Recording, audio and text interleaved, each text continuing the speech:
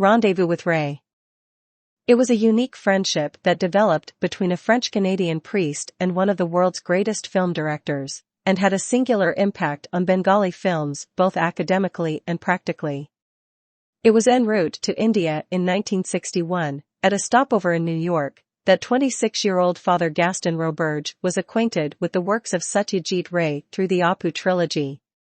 He found the world of Apu so fascinating that he saw all 3 films in one sitting, and there began his long-standing love affair with the people of India and Bengali cinema and culture, which led to path-breaking work in those fields.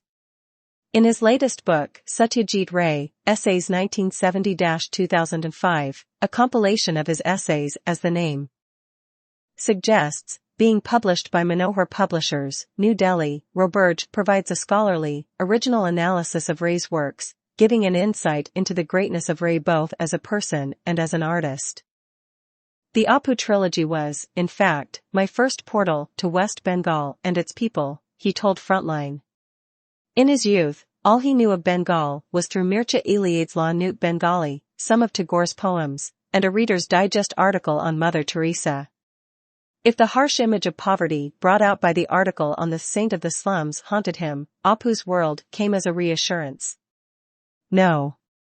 Apu, Sarbajaya, even Harihar, did not need my help, but how not to love them? I thought it was fortunate that I would soon be among them, he wrote. Roberge does not endorse the accusation of Ray's detractors that the master director made his reputation selling India's poverty to the West. What struck me most was not the material poverty depicted in the films, but the enormous spiritual poverty of some rich people is much more deplorable than material poverty, he said. Roberge does not speak with the arrogance of the West. I was here on a quest to know the world and in the process know myself. I did not come here to convert. In fact, I am the one who got converted, he said. But it took him 9 years after reaching Calcutta, now Kolkata, and joining St. Xavier's College, to muster up the confidence to meet Ray in person. Although I wanted to meet him right away, I didn't want to just go and see him like he was a living museum piece. I wanted to prepare myself, get to know his works more, so that when we met, there could be a worthwhile dialogue, he said.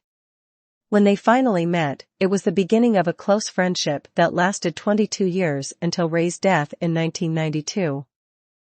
It was a very quiet friendship that developed over the years. Manikda, as Ray was affectionately called by his friends, was a shy person and always very discreet about displaying his emotions, said Roberge.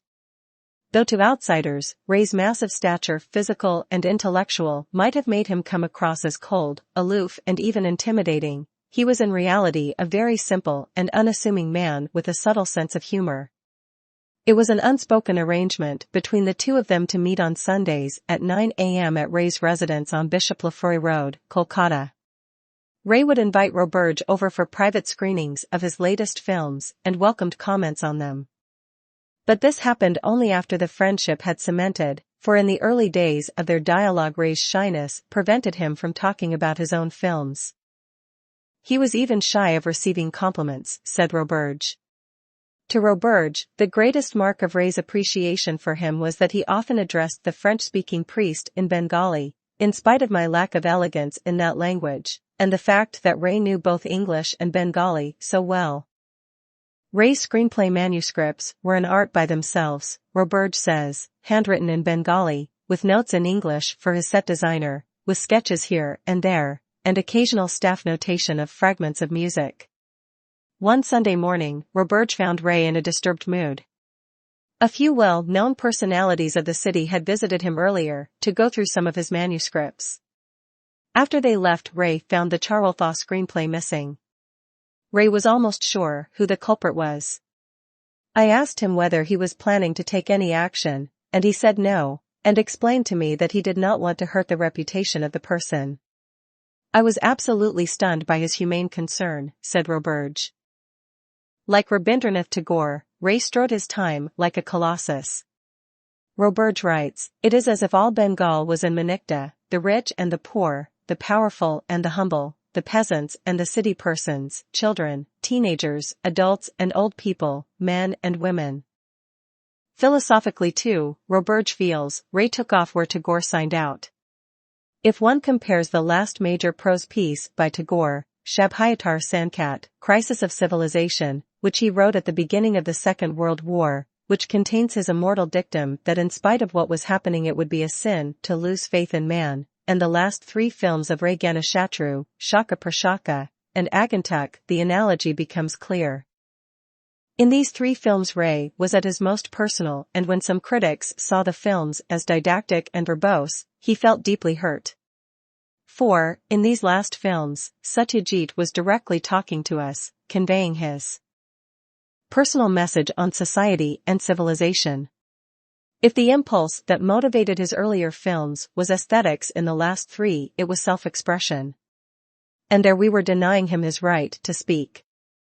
As the saying goes, no one is a prophet in his own country, said Roberge. An agnostic throughout his life, it is possible, Roberge feels, that in the face of death Ray was searching for an answer. This was suggested by some of the music that he used in Shaka Prashaka. The last time the two friends met, Ray was in hospital, on his deathbed. It was a Sunday and Roberge, true to habit, arrived on the dot at 9 a.m. He had grown so weak that he looked frail as a child. I did not stay long, and as I was leaving, Manikta said, Balo Laglo, it was nice. Those were his last words to me, said Roberge. One important fallout of this friendship was the establishment of Chitrabani, a communication and film institute, the first of its kind in West Bengal, which Roberge founded in 1970 and to which Ray, as a token of friendship, lent his name as co-founder. Ray was in the first governing body and after a few terms readily agreed to be the institute's advisor. Roberge arranged most of the initial funding from Canadian agencies. I had no reservations applying for them, for I feel richer countries in the West are indebted to countries like India, he said. For 26 years Roberge was the director of Chitrabani and under him the institute not only produced important documentary features, but also became breeding ground for local talent for filmmaking. Frontline, July 29–August 11, 2006.